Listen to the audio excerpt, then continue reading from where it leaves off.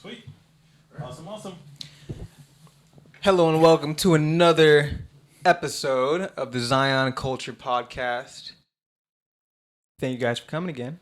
Awesome. Glad to be here. I'm happy to be here. It's Monday. Got everything set up. We're getting better at setting everything up. I tried to actually, it's probably the same amount of time that we take to set up, but we're getting better. I feel like we're getting better, so that's good. But how was your guys' weekend? Wonderful, successful camping trip, much needed vacay. Yeah, man. A great camping trip. Wonderful. A great camping trip. Good eating. Mm-hmm. Weather was perfect.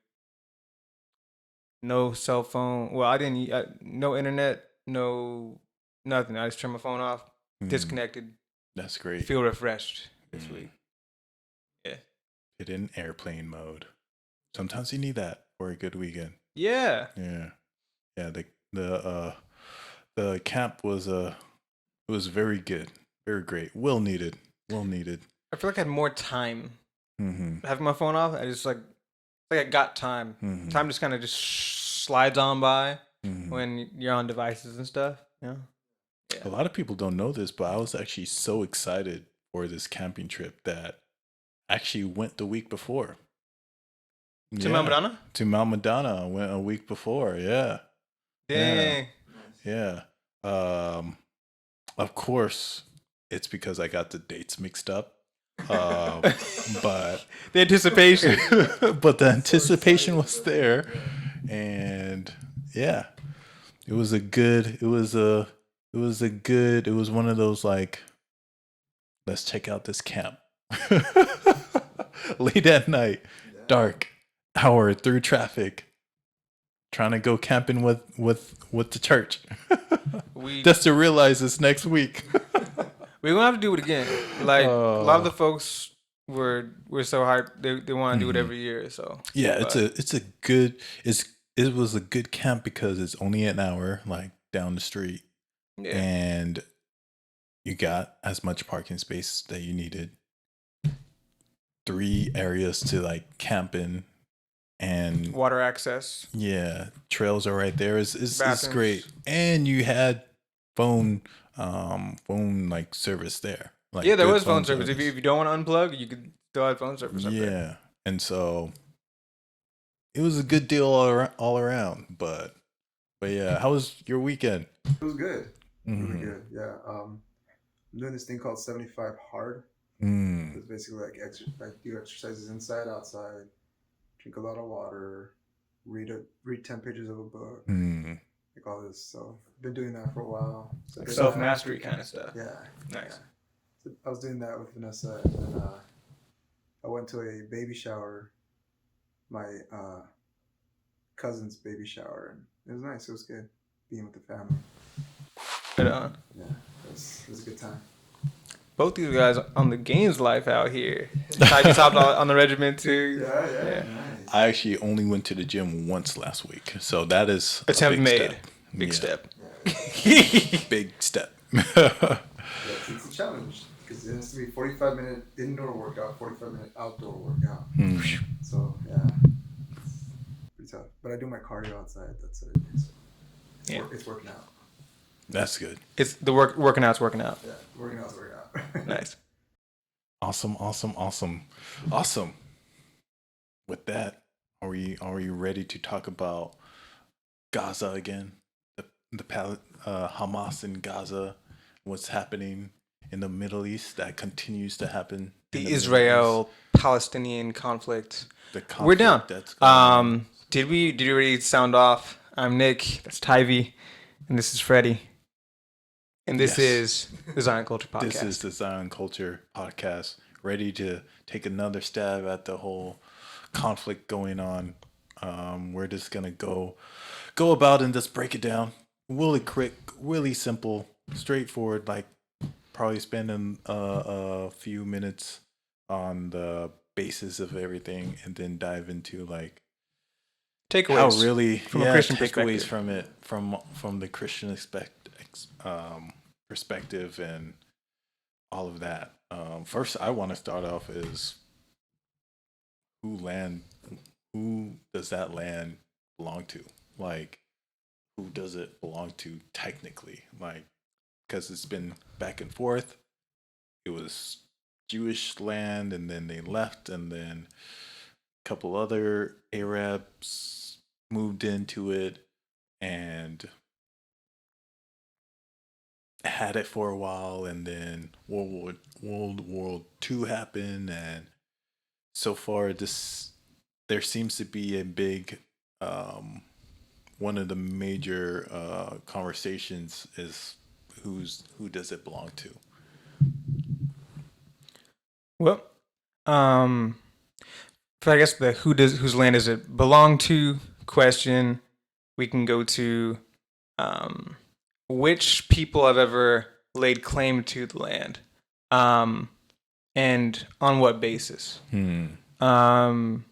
The Israelites or the Jews have had about roughly 3,500 years of history with that land. Were conquered by Rome. Rome didn't, even though they conquered the Jews and destroyed the temple, they never made an attempt to make that a nation state. They did rename the joint to Palestine. Ottomans settled there. A lot of folks have settled there, didn't create a nation state there. So the first point of that being a place that was a nationalized place was by King David about 1,000 years before Jesus' birth. So about 3,000 years ago, it was made a nation state. Okay. Before then, 500 years before then, Jews lived there, but it wasn't nationalized. It was an official. Yes. And then in more recent centuries, I'd say, we've had various peoples there, some Jews that still lived in that land. During the late 1800s, we've had various peoples there. Some Christian sensibilities and some Jewish sensibilities were starting to move the idea of Zionism, or the return of Jews to their land. Modern day Palestinians, which were at the time Arabs, were drawn into the area seeking jobs and opportunity, with Britain having control over that land. And Jews started to settle the parts of the land that others kind of refused to over the last few millennia. But moving forward to after World War II, where we have like two, like, I would say, jurisdictions, like where it was Israel's and Palestine's. Like, because I look at the map, and the way the land is like spread out, like you have like the Gaza Strip all the way over here, and then you have like another Gaza Strip on the bottom, West Bank. Yeah, and it's like I never seen borders like that where it's like two of the same country, like kind of split down the middle, like separated like that. So unless we're talking about like Alaska or something, but there've been about like 4 or 5 maps that have been showing up online, and I'll tell you what, some of it is like no fooling, like legit propaganda, and then some of it's has real stake to it. Like, let's say the first drafts of the partition plan that the UK set up, we do see some maps where it's like all this land was like Palestinian land, and then the Jews were like growing like a fungus. That's straight propaganda. There was only so much Palestinians or Arabs, because they weren't Palestinians at the time, but Arab people living there. They were in only a fraction of that land, Jews started to settle into some parts of the land that were previously uninhabited, and started to settle the deserts and the swampland. Once the swampland and the desert started to get better, that brought more Arab attention, which was great. In places where Jews settled, Arab populations benefited as well. From 30% population growth to about 120% population growth on both sides. What we started to have though were Arabic attacks on Israeli tribes, wiping them out of the area, and of course, due to oppression globally, the Jews had a greater sensibility, along with the Zionist message of Christians, say, hey, how about the Jews go back to the original land? And they started to go back in greater droves, which made it a more pressing issue to figure out a way to put a plan forth that there would be coexisting groups there. Yeah. Which we all know, people tend to have their hidden agendas.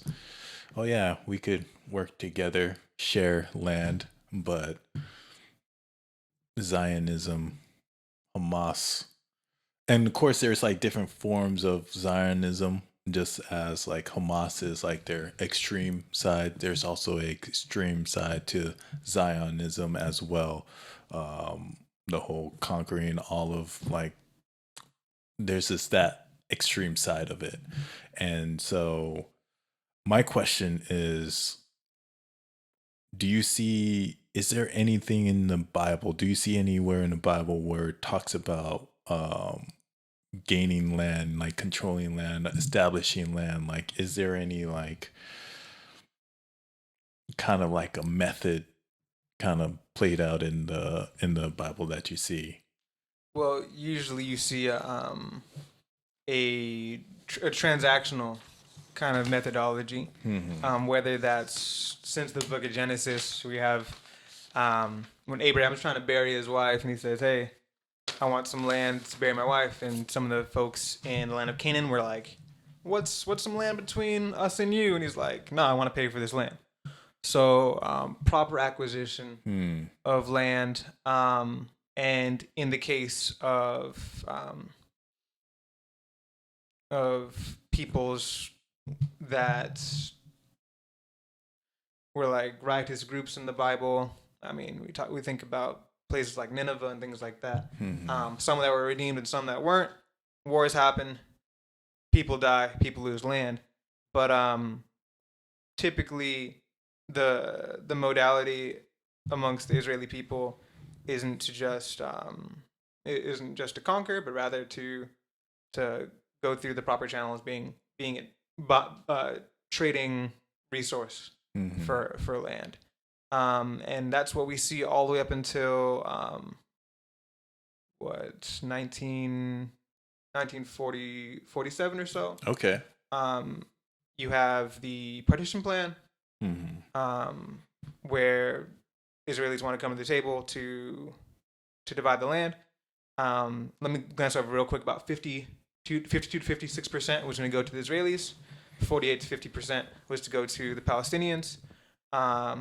And about 60 to 70% of that 50% the Israelis were going to get was desert land or swamp land. So a good chunk of the Holy Land was to go to the Palestine. Yeah. They decided they didn't want to go with that territory partition, nor did they want to negotiate. Next day, attack happens. It's seen as a bus was shot up. It's seen as an act of war. War happens. More land is taken than the original agreement, and there is bitterness. There's bitterness that comes through that that event. 5 to 10 years later, there's another coming to the table. Yeah. Do you want to break down the land? There's still no agreements being made. 5 to 10 years later, want to break down the land? Still no agreements being made. So right now, it's Palestine that's in charge of the Holy Land, correct? That holy area. because largely, yeah. Yeah. I mean, because even like the Temple Mount, there's like 9 access points, and I think they have control over 8 of them. Okay. Yeah. Yeah, because I was looking into like because there's this argument of like, oh, Palestine people are getting treated unfairly, and the whole time I'm thinking like, but you're in charge of the Holy Land, like you're putting in the laws if people could go here, people could go there when they can go. There's laws in place where, and this is where I get confused at because I've heard some things where like, oh, Jewish Jewish people put a law in place where Muslims could go to the temple, but they can't pray there. And so I read things with that, but then in my mind, it's like I thought Palestinians are setting the laws. So I wanna know if you know if like who's who's like in charge of that, who's of what running goes that. in and out of the Temple Mount. Yeah. I know that you can't bring a Bible into the Temple Mount, whether that's the Jewish Bible or the Christian Bible. You have to leave it in a locker on the outside. So that's one clear message of who's in charge there. Out of the 9 access points, 8 of them you have to be Muslim exclusively. So that gives a good idea there. Israelis can only enter in to the Temple Mount during certain hours of the day. Yeah. Maybe three days in the week or so, something like that. Definitely fact check me. I'm trying to do this as far as I can do off my brain. Yeah, but that's about it. But because because there's been two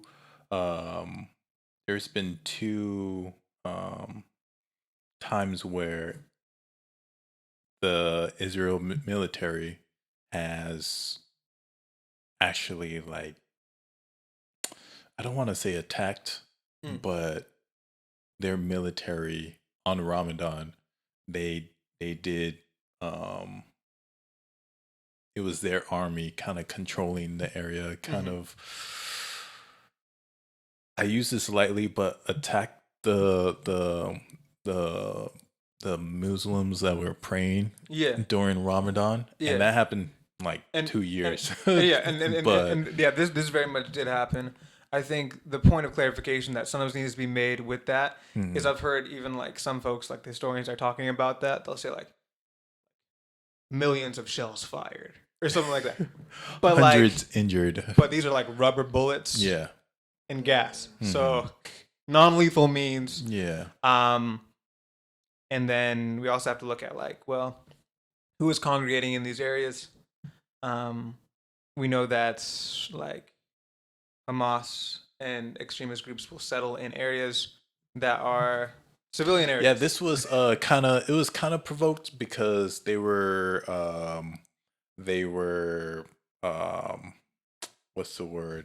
Protesting kind of inside there. And so that kind of led to like more conflict. Was this the first intifada or second intifada? I think this is the second one. Yeah. So there was like protests and there was like violence too incited. So it had to be met. Well, I'm not sure how intense the violence was. Yeah.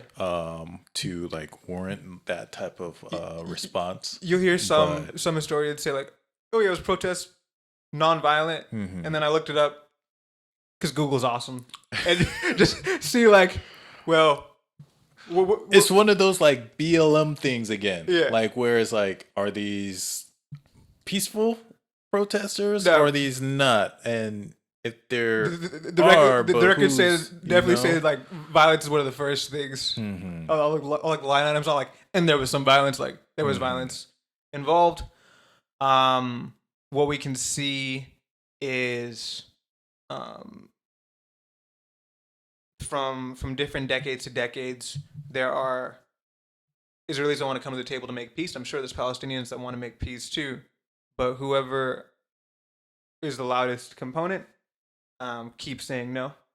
And when given the opportunity to elect a leader, they elected Hamas as their leader. And this was unrigged, fair election. So the majority that wanted to vote voted for Hamas. So that's kind of like a clear sign of like, where do you stand? This is a group that you've elected in that specifically wants to wipe out Israelis. Yeah. So see, and that's we have an ugly scenario happening, and it gets even more uglier when you see when you look at who was backing these groups, Israel and Hamas. I was looking into some things, and the whole YouTube rabbit hole of like getting down into it's like I was it's like when I used to look up like Illuminati in the old days, where you just go down that rabbit hole. But I stumbled on some stuff that talks about how Israel was actually supporting Hamas for a period of time, hoping that they would fight some other country and those two countries end up like pretty much burning themselves out. And so, of course, don't quote me on that. Something to look into, but sounds like the Hegelian dialectic of the Jesuits. Yeah, where it's like then there's subvert. The Jesuits. You take two opposing forces. Yeah, Make them fight each other, and out of the rubble you come. Make them fight and then assimilate. Yeah. But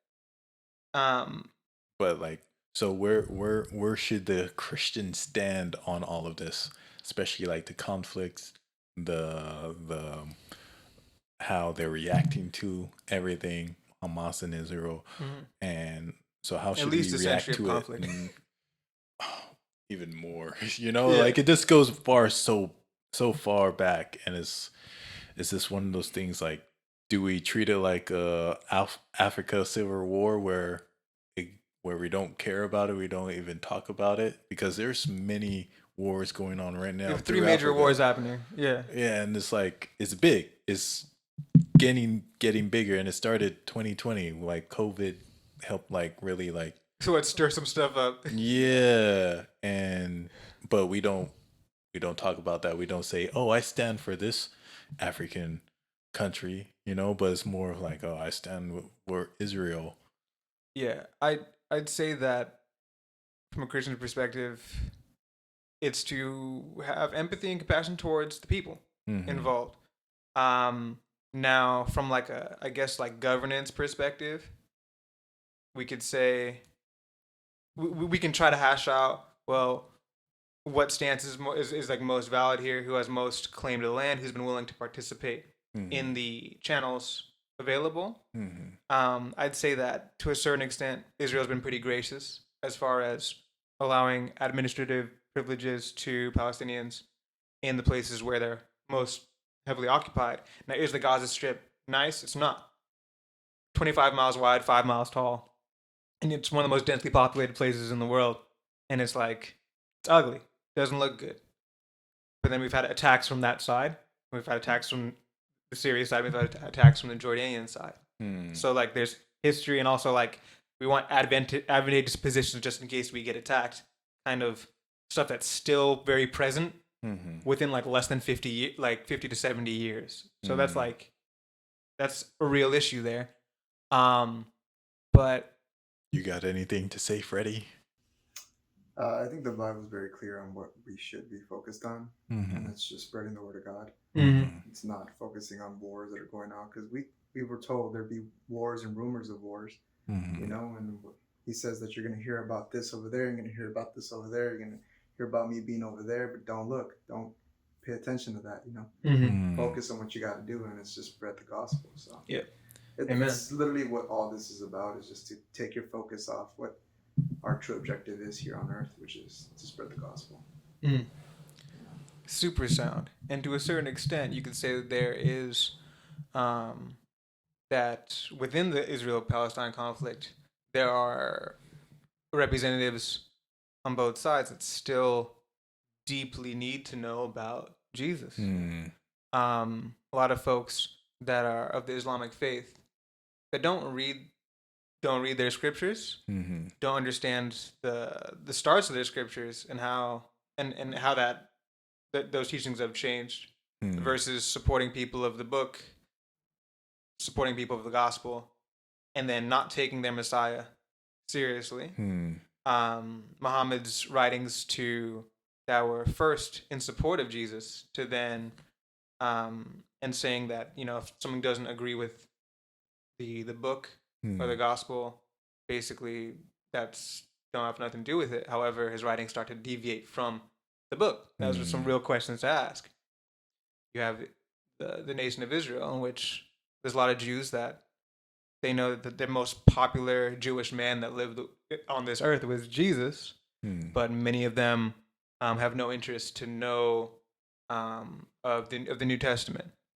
I mean, it's they forbade the studying of Daniel too.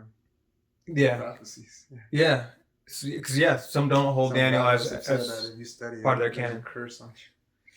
Which is rough. Yeah. I mean, and there's some real stakes involved. A lot of Muslim households, if there's a verse in the Quran that says if you take Jesus as being God, you'll go to hell.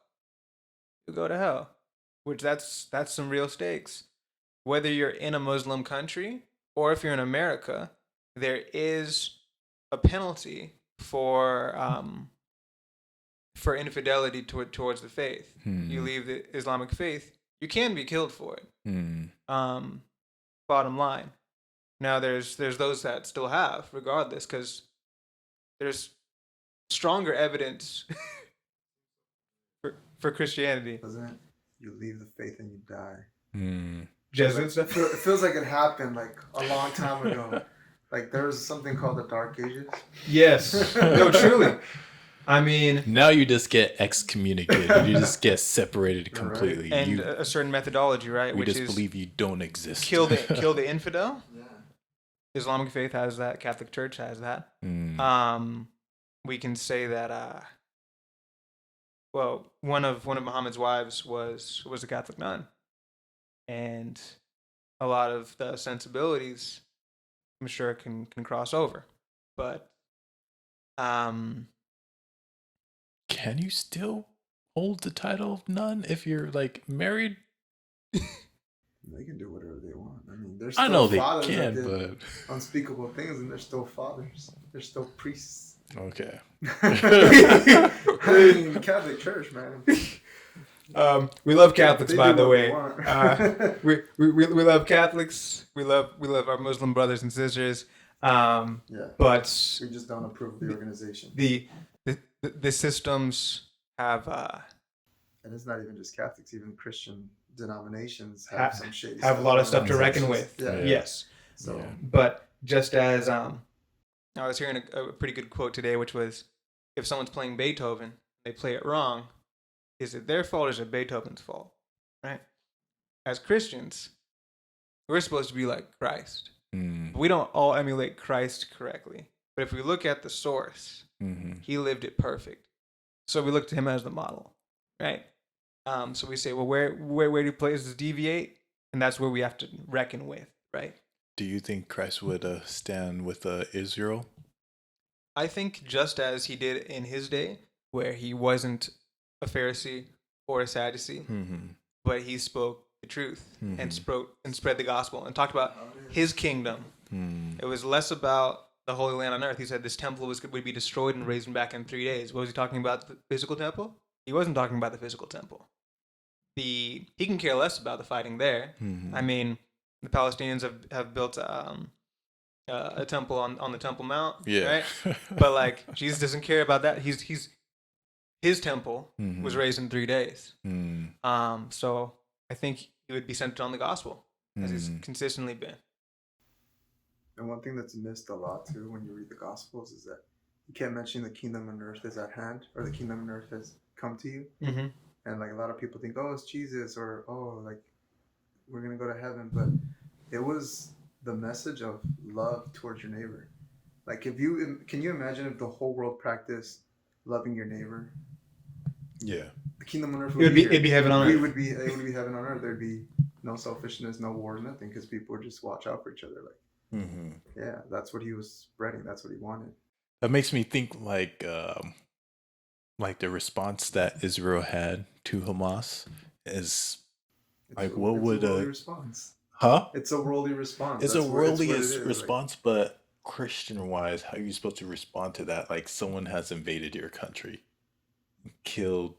What did Jesus say? Thousands. If someone smacks you on the cheek. What did Jesus say if someone takes your coat? Give him your coat. Turn the other cheek. I mean, he made it very plain. It's just it's a hard teaching, but it's very plain. And let's be real. Like, war is ugly. Yeah. Right. And we do have to kind of like. I mean, we could look at like policy, right? Where it's we've heard about like roof knocking, where it's like, okay, before you bomb a place, you let off a loud sound and say evacuate, or you try to do what you can to preserve innocence. That's cool to see. We talked briefly about how when Israelis came into Palestine again, that a lot of what was a wasteland, as Mark Twain said in like the 1800s, this place is a wasteland. When are the Jews going to come back and fix this place? They attribute it to their own irrigation skills. But you find that I think it's God's blessing, right? When Abraham was gonna go and choose his area, and they let Lot go in the more fertile area, he settled in the desert, and God blessed, right? The Bible says, "Blessed are the peacemakers." Which side has come to the table to try to make peace? Not to say that they're perfect. No side's been perfect in this, but I'm finding that in kind of knowing a thing by its fruits, we see an interest in wanting to have a nation state by the Arab community only once the Jews wanted to have a nation state. And a more interest and influx of folks and population increases 120% when the Israelis come in. So it's like we could have been a good group, and this would have actually been two brothers' genealogies coming together, Ishmael and Isaac's genealogies coming together and being blessed. So they're all Jews. I mean, race by race.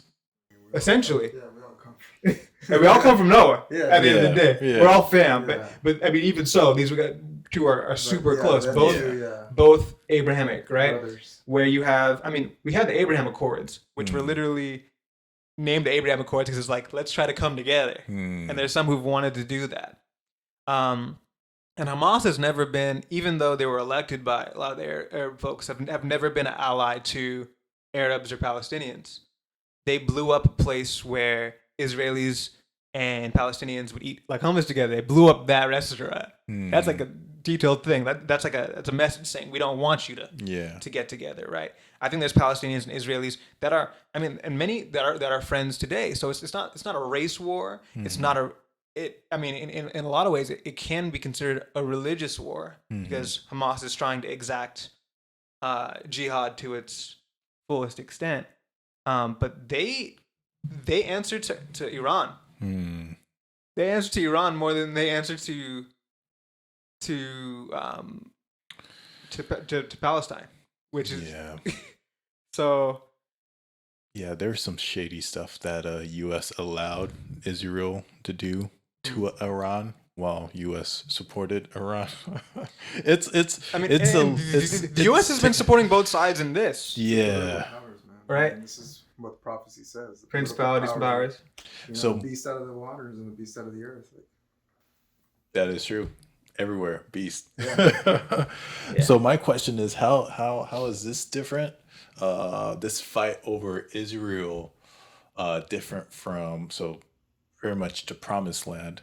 How is this conflict over the promised land different from the conflict over the promised land in the Old Testament? So God is removed from it. That's a big one. That's pretty big. God is removed from it. That's a big one. What's his name? Yeah, I think it was Jeremiah. The one that did Lamentations? The one that did Lamentations. The one they threw in the hole and like he had to come up from the muck. Yeah, that's Jeremiah, right? Can't remember, probably. Because he was telling the king, Rehoboam, I think it was Rehoboam, to Solomon's son. Surrender, basically, like give up. Like they're going to come conquer you. he decided to go against the warnings of God and do his own thing. So he goes and gets help from Egypt to try to arm themselves against Babylon, and they get taken over, and they get taxed, and now they're under Babylon's rule. You know, and then he leaves. He's like, I'll be back later. They try to arm up again, and he's telling them like, no, surrender. God's telling you to surrender. Give up the land. Like, you're gonna get it back. Just surrender. Nope. They arm up again. Babylon comes again. Boom, more tax. Now we're taking more stuff from you. It happened 3 times until they finally just destroyed them completely, and they took everything from them. They weren't listening to God. God was telling them like, hey, just surrender. And he's like, nope, we're gonna fight.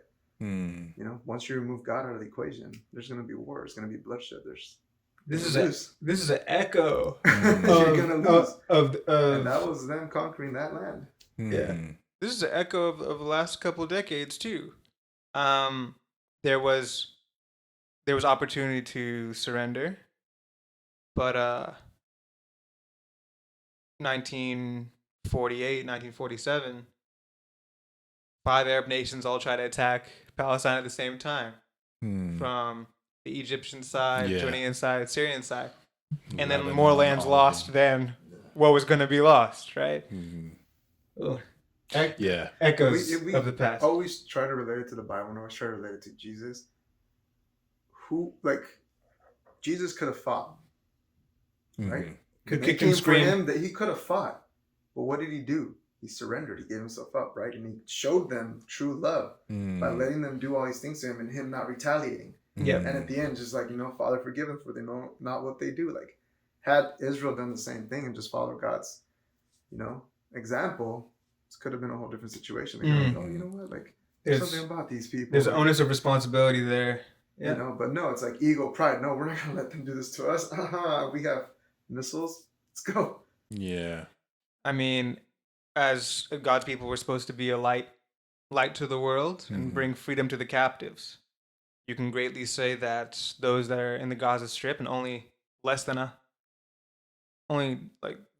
triple digits to double digits can leave the Gaza Strip at a given time. Like, calling it an open air prison is pretty accurate.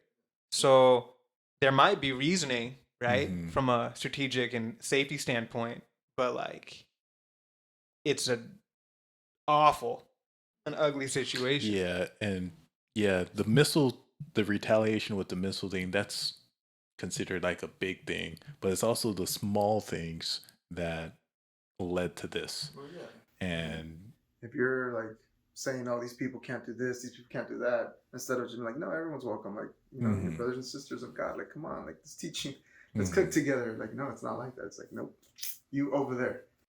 And to be honest, the way the whole map and territory is arranged, this is probably like the perfect time to kind of show that peace, like, oh, we could work together, blah, blah, blah. These regions, even though they're separated, we could treat them fairly and blah, blah, blah. This is the perfect time to kind of show that Christ-like hospitality. That's what happened in World War II, right? With the Berlin Wall. That's kind of what united these two nations. What was it, Turkey and Germany? The Berlin Wall was separating them, and they had that whole division between them. They broke down that wall, and now there was like, okay, commingling. Let's, Yeah, it's a hard thing though, to ask too, because it depends on who you're asking. I mean, I get it. It's like, because if you have someone that thinks this is the promised land and holds just the fact that this is the promised land to a high like value, and on top of that, the whole victim thing that I mentioned last week, of like, you have people thinking that they deserve this because they went through this. You need a strong official that believes in truth.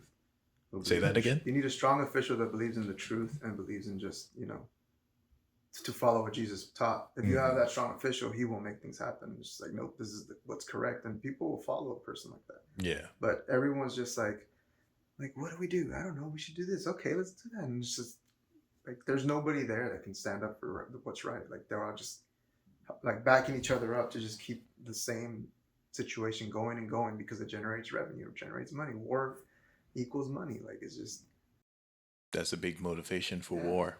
It's it's a complex thing when we look at like we talk about like U.S. involvement on both sides, right?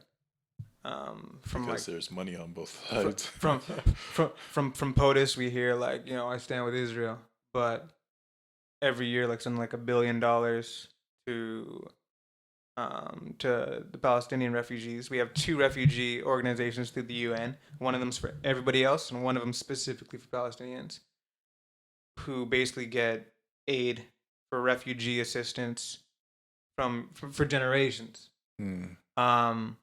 And unfortunately, the powers that be that are in control there, aren't doing anything with that money except apparently building cement tunnels underground and weapons. So it's like, Well, we're giving them stuff too because I worked for Northrop and making F-35s. hmm. There were some that were being sent over there. I actually was like, I kind of don't want to work on this. Yeah. Because, and that was way back then. That was like 5 years ago. Yeah. It's. Wait, are you allowed to say these things Yes. on the air? It was not a top secret program. Allegedly. Allegedly. But like, yeah, it's But yeah, we sent them all over the world. I was just shocked. This F-35 to Japan, F-35 to Australia. Like, where's he? What? I mean, Allegedly. Here's the thing. Like, we have a lot of we have nations that act like each other, that team up with each other. Mm-hmm. You have Russia and China, Of course. like backing Korea. backing They back Palestine. right? It was Russia that helped out Palestine when they first tried to attack majorly, like the first major war in 1948. Mm-hmm. They sent like can't remember how many mercenaries and They're all over the Air Middle Force East. to try to help stomp out the Israelis there, right? And they are preserved. And like we talk about oppressed peoples, we have a lot of oppressed peoples on both sides. We also have Jews that remain, are about 15 million in the world. So there's not many left. Self-preservation is one of the natural human inclinations. And it's like when there's grace extended, like allowing administrative privileges at all levels within Palestine to folks that have, to at least on the surface, decided we don't want to share the land with you is I'd say gracious to a certain extent, and it's still not quite right. It's still not quite perfect, and we need Jesus. Yeah. They need Jesus there, man. But how do you feel about all this affecting prophecy? Wars, rumors of wars. Mm-hmm. As far as the temple being rebuilt, I'm not sure how much I stand as far as a physical temple being built or needing to be. I don't think so. Yeah. But it does have to do with false prophecy, which is another thing. Because we have predestination, futurism, like all these things are. Those conversations are coming up now. There's false prophecies out there Mm. that Satan has created and he wants to, make come true. So how do you fulfill fake prophecy? By manufacturing it. Stirring things along and giving signs, right? Yeah. God can give signs. The devil can also give signs. We were told, right? There'd be signs and wonders. Yep. Even calling fire from the sky, right? For the Antichrist, right? And of course, God called fire down via Elijah, right? But it's counterfeit. But I think what this has been serving to do is glean the world's attention, and just as COVID kind of was a test for people as far as is freedom of choice and freedom of conscience going to be respected. This is another kind of like how much sway do we have over people's sensibilities when we talk about children dying and thousands dying, and we can get them so polarized so quickly, right? While we're still ignorant of things that are happening just so many miles this way, so many miles that way.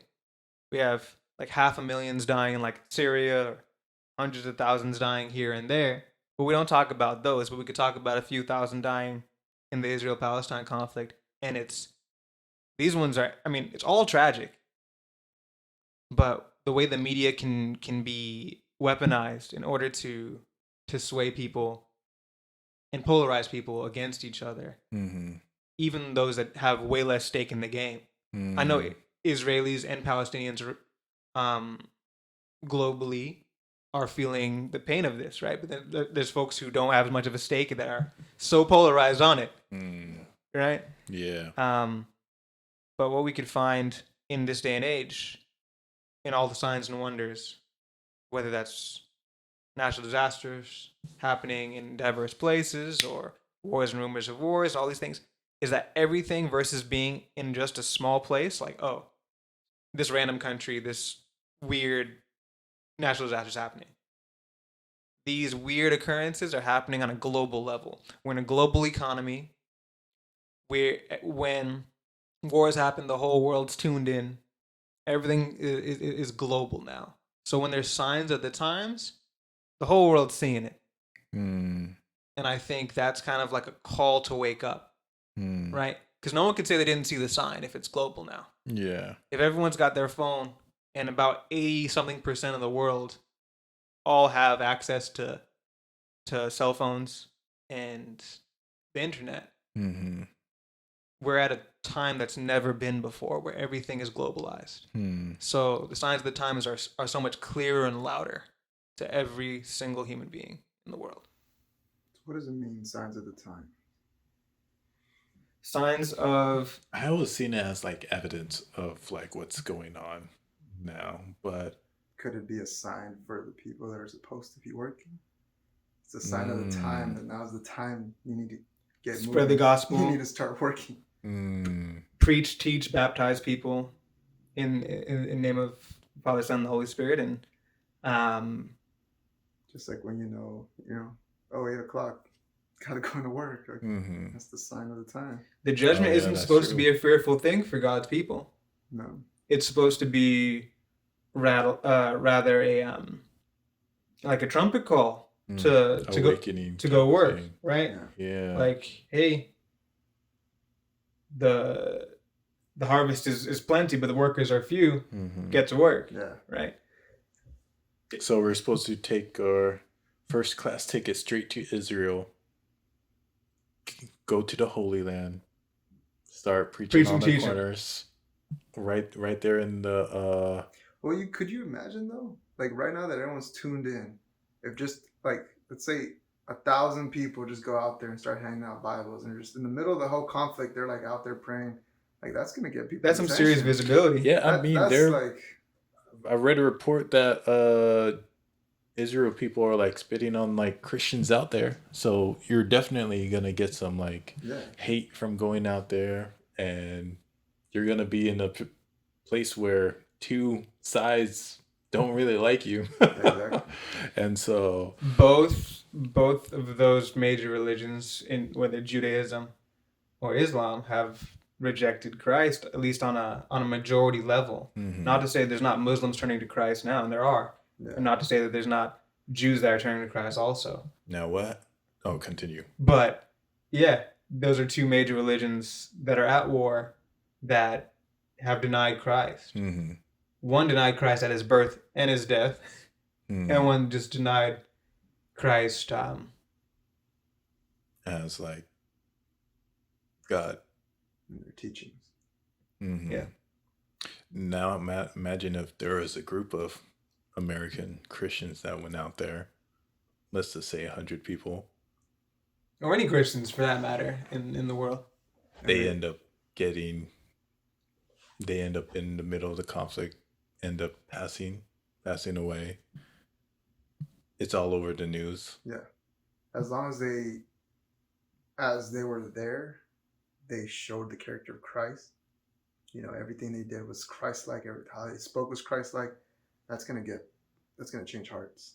It's gonna change hearts, but how do you think America would respond to Israel? Oh, they're gonna take it. They're gonna take it to the extreme and be like, "No, you guys killed Americans. We're fighting here." That's interesting. That's very interesting. Yeah. Yeah, that's something to think because about. that could cause like a major like turn of events of like who's on whose side and blah blah blah. But ours is not to focus on what the government's gonna do. Yeah, it's true. You can only focus on what you're called to do on an individual basis. If it's in the media, we're called to go there and preach. Gotta pray on it, brother. Yeah. Gotta pray on it. I mean, you're meant to go there. God will get you. Yeah. Trust I mean, trust me. God's if not, you're willing. God, only if God, you're willing. God's not one to not make his will clear to you when you're seeking him. And he's called people in the past and in the recent past and in the present to very hard places. Yeah, we're to count it all joy. We are here to. I mean, I am here to tell everybody that your calling is to the Middle East to be out there and preach. That's why I'm here, to let everybody know. No, I'm just kidding. Why I stay here. You guys go. I mean, let's bring our podcast over there. Let's go. I mean, there are Christians go on mission trips all the time. Yeah. But a lot of us miss the mission right here around us too. Exactly. So there's a big mission here. I know there's Christians in Palestine. That's for certain. We've had some of folks from our faith that were stuck in Israel not too long ago. So God leads people to places and sometimes has them stuck in places. We don't even know what kind of interactions that they've had when they were stuck during that time, right? So seeds are being sown.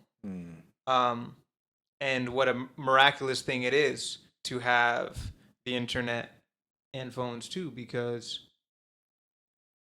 the gospel message can go forth to the whole world, even from the comfort of your city, state, and town. And hopefully, even if it doesn't go global, it can go right to your neighbor.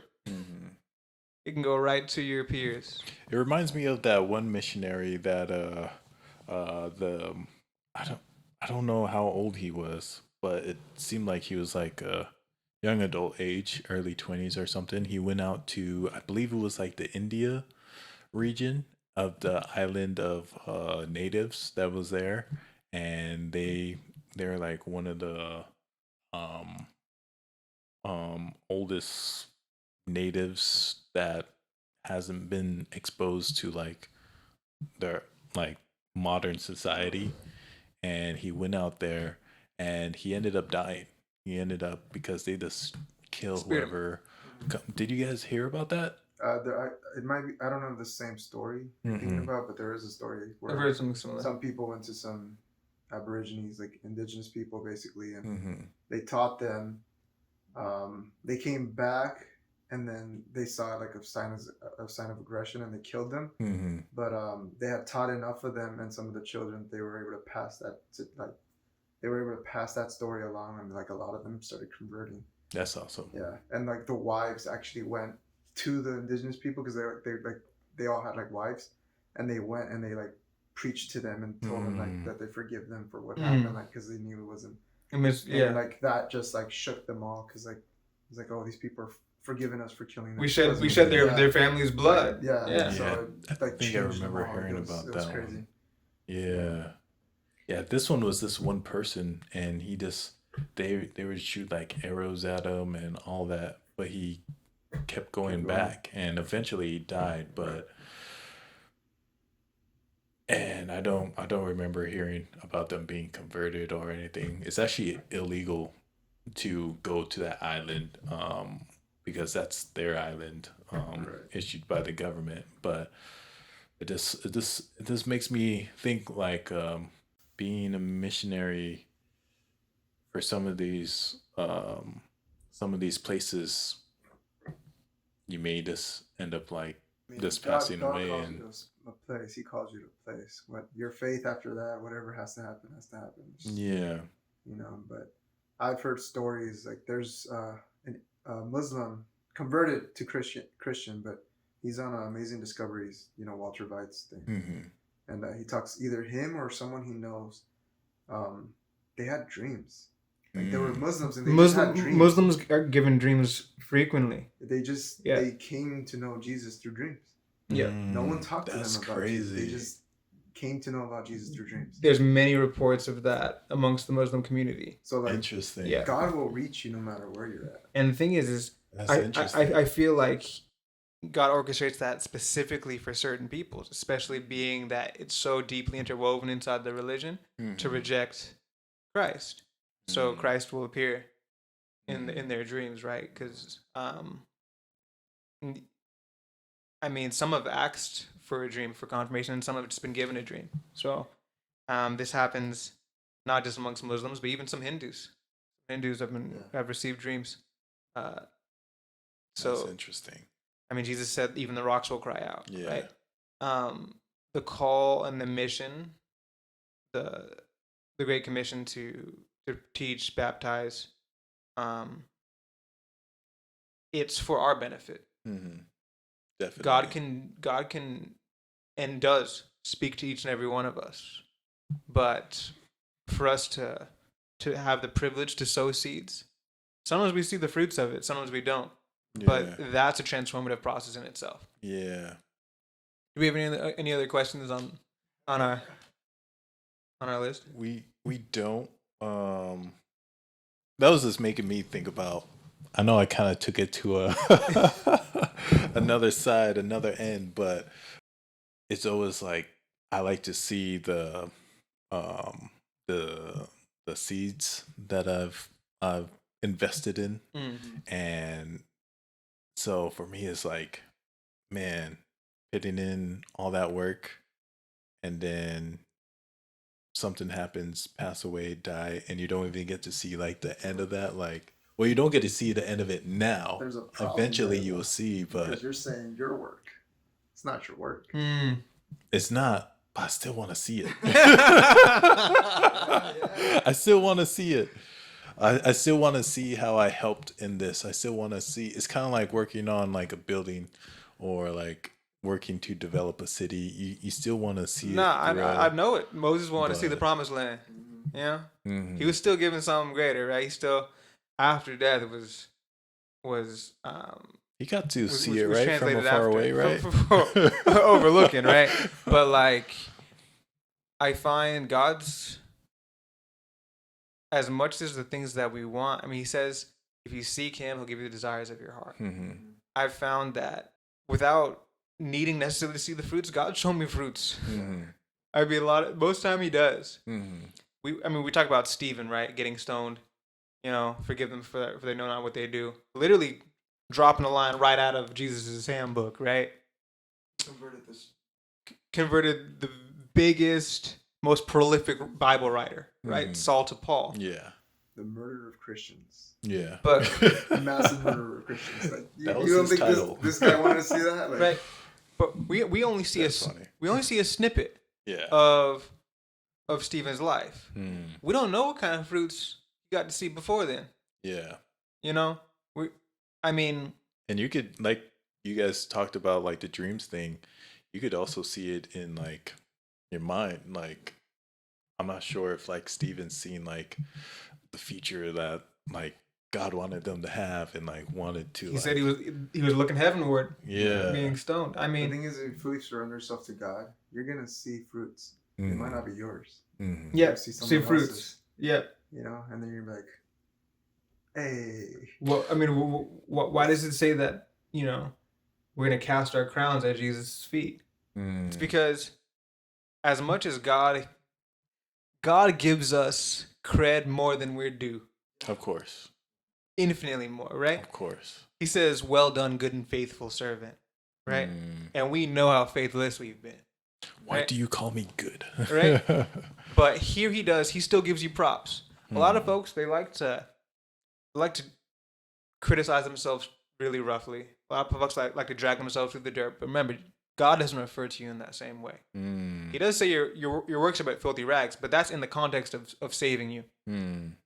It's worth nothing towards saving you. Only I could save you. However, he still calls people righteous, and he still gives credit where it's due, even if it's only by his own power that you're able to do that. So it's getting to see his fruits it's a thing that we see that God's hand was over the whole thing, and we're like, I don't deserve any credit. So you throw your crown at his feet, and like, he is Lord of all. It says every knee shall bow and every tongue shall confess. You look in the mirror, you can see it right there. Yeah. Where you were before and where you are now. Like, yeah. That's and like it says in the Bible, it's all going to be recorded, and so we'll see it all. Yeah, when you scrolls will be opened. What did you say when you surrendered to surrender yourself to Jesus? You get what? I could have sworn you said something more than that. Okay. Because I was gonna be like, oh, but if you surrender yourself to the promised land, you get missiles, you know.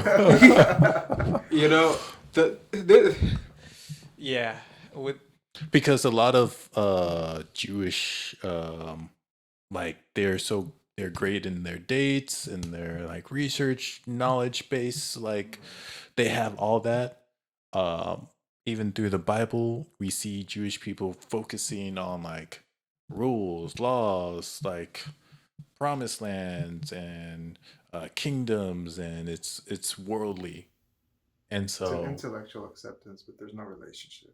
Yeah, and like even right now, this conflict is because of what Holy Land, you know. That's pretty much what it's over. It's their holy land. Things turn into a works-based. Religion. It's like 3 religions, holy land: Christians, Judaism, and they've always been about works. Yeah, and so I mean, there are, and it's not even like a stretch to say there's a chunk of Jews, a large amount of Jews that don't believe the devil exists, right? And then they believe, some really believe that God exists, but some believe that God exists kind of in a way where it's like, well, this word's divine because it has real world implications.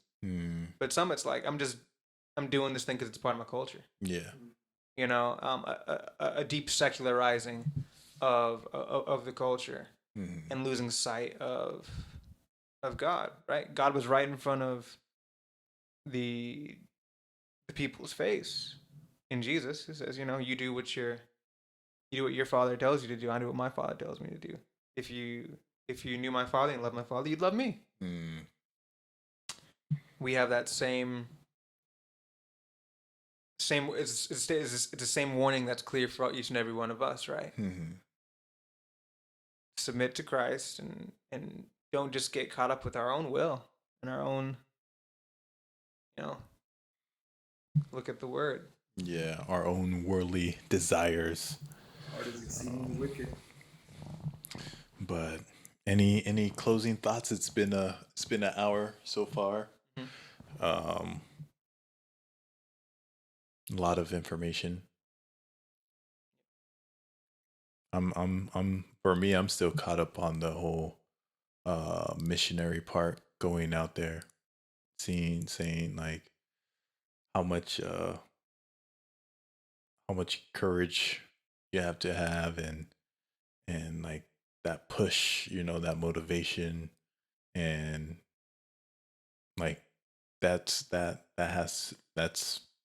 divine, you know, like you can't cultivate that yourself. When you have full faith and trust in God, it gets very easy. Because you just walk with that trust and faith. It's like when you're a child and you believe, like, you know, mom's gonna take care of you. You're walking with mom, like, oh, she's got me. You know, you walk confidently with her. It's that same feeling. I'm not quite sure if I could agree on easy. Of course, easy is different for everybody. It's Bible's true. I mean, because I look at the disciples and how they died, is like boiled to death, beheaded. Like, I mean, these are real stuff. I mean, I'm not saying like mentally, like it wasn't easy for them, but the thing is, even if you could intellectually get to the point where you're like, I know I have to do this, I know I'm called to do this. Yeah. It takes really the same type of redeeming heart that only Jesus can give, where he wants to save a soul regardless, right?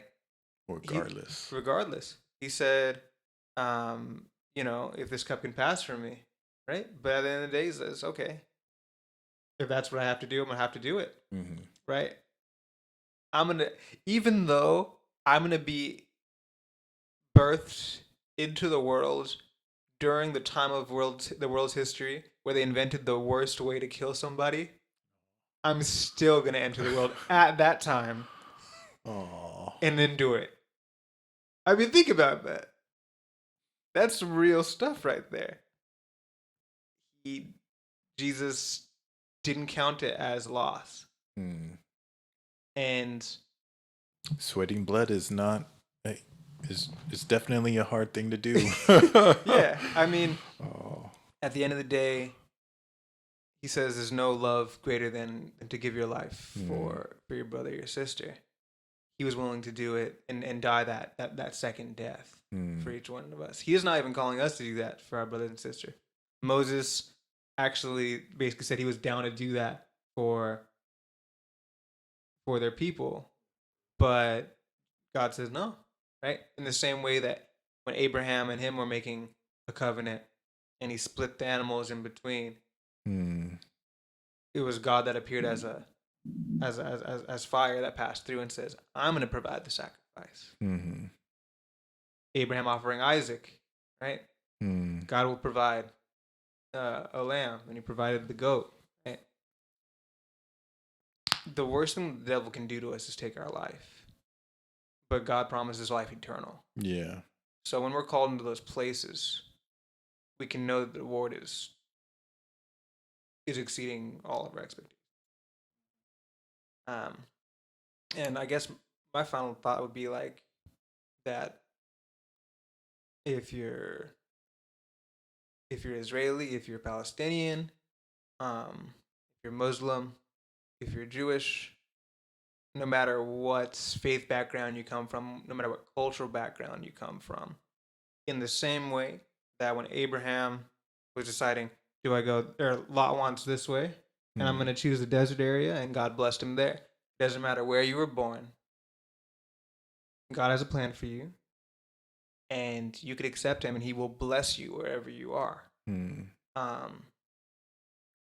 I believe God will bless you today in this life, but even though he will do that, the reward is eternal if you choose to accept his sacrifice and his gift of salvation for the rest of your life. I mean, if we had a rope that can get from one side of the room to the other, and this one little notch in that rope is your life on this earth, right? We only live for like 80, 100 years, something like that if you're lucky, versus eternity.